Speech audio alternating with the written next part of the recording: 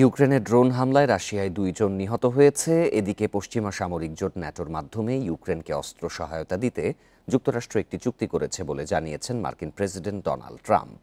ন্যাটোই সেই অস্ত্রের সম্পূর্ণ খরচ দেবে বলেও জানান তিনি।